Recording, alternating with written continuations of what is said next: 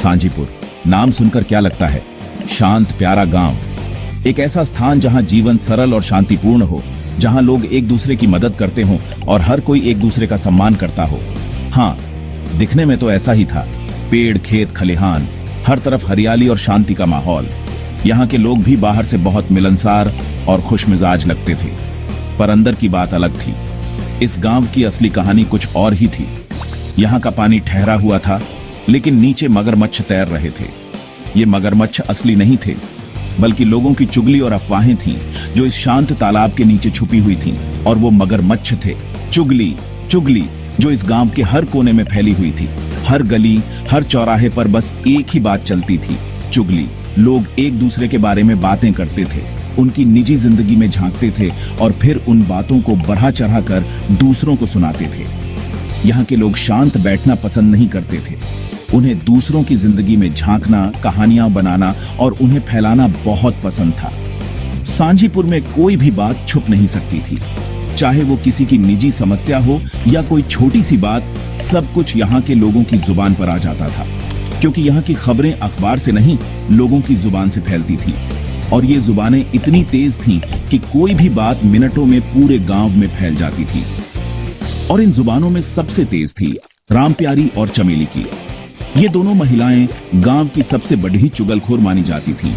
रामप्यारी और चमेली की बातें इतनी मशहूर थीं कि लोग उनके पास जाकर खुद की कहानियां सुनाते थे, ताकि वो उन्हें और भी मसालेदार बना सके। रामप्यारी और चमेली की दोस्ती भी बड़ी गहरी थी। दोनों एक दूसरे के बिना एक पल भी नहीं रह सकती थी। अगर एक ने कुछ सुना तो दूसरी को तुरंत बता देती थी। गांव के लोग भी जानते थे कि अगर कोई बात रामप्यारी और चमेली तक पहुंच गई तो वो बात पूरे गांव में फैलने में देर नहीं लगेगी। और ऐसा ही होता था। रामप्यारी और चमेली की चुगली की वजह से कई बार गांव में झगड़े भी हो जाते थे। लोग एक दूसरे से नाराज हो जाते थे, लेकिन फिर भी चुगली का सिलसिला नहीं रुकता था। गांव के बुजुर्गों ने कई बार कोशिश की कि इस चुगली को रोका जाए, लेकिन उनकी कोशिशें नाकाम रही। रामप्यारी और चमेली की हंसी और चुगली का सिलसिला चलता रहा। गांव के बच्चे भी इस चुगली से अछूते नहीं थे। वो भी अपने माता पिता की बातें सुनकर एक दूसरे से चुगली करने लगे थे। औरतें जब खेतों में काम करती थीं, तब भी चुगली करती थीं। मर्द भी चाय की दुकान पर बैठकर चुगली करते थे। सांझीपुर का जीवन इसी चुगली के इर्द गिर्द घूमता था। रामप्यारी और चमेली इस गांव की जान थी। उनके बिना गांव का जीवन अधूरा था। सांझीपुर का ये शांत तालाब और उसके गहरे मगरमच्छ हमेशा याद दिलाते हैं कि हर शांत दिखने वाली जगह के नीचे कुछ न कुछ छुपा होता है। रामप्यारी और चमेली, ये नाम सुनते ही सांझीपुर के हर शख्स के चेहरे पर एक मुस्कान आ जाती थी। सांझीपुर की सबसे बड़ी चुगलखोर। ये दोनों सहेलियां नहीं, बल्कि चुगली की दुकान थी। रामप्यारी की तो बात ही निराली थी। उसकी आवाज में जादू था। जब वो बोलती तो लोग मंत्रमुग्ध हो जाते। उसकी कहानियों में ऐसा रस होता कि लोग अपने सारे काम छोड़कर उसे सुनने बैठ जाते। कुछ भी बोलती, लोग कान लगाकर सुनते। उसकी बातें इतनी दिलचस्प होती कि लोग बार बार सुनना चाहते। और चमेली, वो थी रामप्यारी की सहभागी। रामप्यारी जानकारी लाती और चमेली उसे मसाला लगाकर पूरे गांव में फैला देती। चमेली की बातों में ऐसा मसाला होता कि लोग हंसते हंसते लोटपोट हो जाते। उसकी चुगली में एक अलग ही मजा था। ये दोनों सहेलियां नहीं, चुगली की दुकान थी। इनके पास सांझीपुर की हर छोटी बड़ी बात की खबर होती थी। इनके पास सांझीपुर की हर छोटी बड़ी बात की खबर होती थी। और अगर नहीं भी होती तो ये बना लेती थी। रामप्यारी और चमेली की चुगली की दुकान में हर दिन कुछ नया होता। कभी किसी की शादी की बात तो कभी किसी के झगड़े की कहानी। गांव के लोग भी इनकी कहानियों का इंतजार करते। हर शाम जब सूरज ढलने लगता तो लोग इनके पास जमा हो जाते। रामप्यारी और चमेली की कहानियों में गांव की हर छोटी बड़ी घटना का जिक्र होता। और अगर कोई नई खबर नहीं होती तो ये दोनों अपनी कल्पना से नई कहानियां बना लेती। इनकी कहानियों में इतना दम होता कि लोग सच मान लेते। रामप्यारी और चमेली की चुगली की दुकान सांझीपुर की जान थी। इनके बिना गांव का जीवन अधूरा लगता। इनकी कहानियों ने गांव के लोगों को जोड़ा और हंसाया।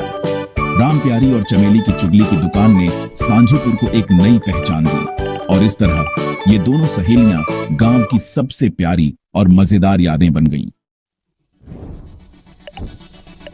गांव के बाहर एक पुरानी हवेली थी। यह हवेली कई दशकों से वीरान पड़ी थी और इसके चारों ओर उगाई झाड़ियों और बेलों ने इसे और भी डरावना बना दिया था। सालों से बंद पड़ी थी। लोग कहते थे कि हवेली में भूत रहते हैं। गांव के बुजुर्गों का मानना था कि इस हवेली में किसी जमाने में एक अमीर जमींदार रहा करता था, जिसकी रहस्यमयी परिस्थितियों में मौत हो गई थी। रात को वहां से अजीब अजीब आवाजें आती थीं। कभी रोशनी दिखाई देती, कभी परछाई दौड़ती हुई दिखती। हवेली के अंदर से कभी कभी किसी के रोने की आवाजें भी सुनाई देती थीं, जो गांव वालों को और भी डरा देती थीं। कभी परछाई दौड़ती हुई दिखती। हवेली के आसपास के पेड़ों पर भी अजीब अजीब आकृतियां नजर आती थीं, जो रात के अंधेरे में और भी भयानक लगती थीं। किसी ने भी हवेली के पास जाने की हिम्मत नहीं की। गांव के लोग दिन में भी उस रास्ते से गुजरने से कतराते थे और रात को तो कोई भी उस ओर जाने की सोच भी नहीं सकता था। लेकिन रामप्यारी और चमेली को तो बस एक बहाना चाहिए था। दोनों सहेलियां बचपन से ही बहुत जिज्ञासु थीं और उन्हें रहस्यमयी जगहों पर जाने का बहुत शौक था, और हवेली का ये रहस्य उनके लिए सोन पे सुहागा था। एक दिन दोनों ने तय किया कि वे इस हवेली के रहस्य को जानने के लिए वहां जाएंगे। वे दोनों रात के अंधेरे में चुपके से हवेली की ओर बढ़ने लगी और उनके दिलों में डर और उत्सुकता का मिश्रण था। हवेली के पास पहुंचते ही उन्होंने देखा कि हवेली के अंदर से हल्की हल्की रोशनी आ रही थी। दोनों ने एक दूसरे की ओर देखा और फिर धीरे धीरे हवेली के दरवाजे की ओर बढ़ने लगे। दरवाजा जंग लगा हुआ था और उसे खोलने में उन्हें काफी मशक्कत करनी पड़ी। अंदर का दृश्य और भी भयानक था। दीवारों पर मकड़ियों के जाले थे और फर्श पर धूल की मोटी परत जमी हुई थी। हवेली के अंदर का माहौल बहुत ही डरावना था, लेकिन रामप्यारी और चमेली ने हिम्मत नहीं हारी। वे धीरे धीरे हवेली के अंदर की ओर बढ़ने लगी और हर कदम पर उनकी धड़कनें तेज हो रही थीं। अचानक उन्हें एक कमरे से किसी के फुसफुसाने की आवाज सुनाई दी। दोनों ने एक दूसरे की ओर देखा और फिर उस आवाज की दिशा में बढ़ने लगी। जैसे ही वे उस कमरे के पास पहुंची, दरवाजा अपने आप खुल गया। अंदर का दृश्य देखकर दोनों के होश उड़ गए। कमरे के बीचों बीच एक पुराना झूमर लटक रहा था और उसके नीचे एक पुरानी मेज पर एक किताब रखी हुई थी। किताब के पन्ने अपने आप पलट रहे थे और उसी से फुसफुसाहट की आवाज आ रही थी। रामप्यारी और चमेली ने हिम्मत जुटाकर उस किताब को उठाया और पढ़ने लगे। किताब में हवेली के इतिहास और जमींदार की मौत के रहस्यों के बारे में लिखा था।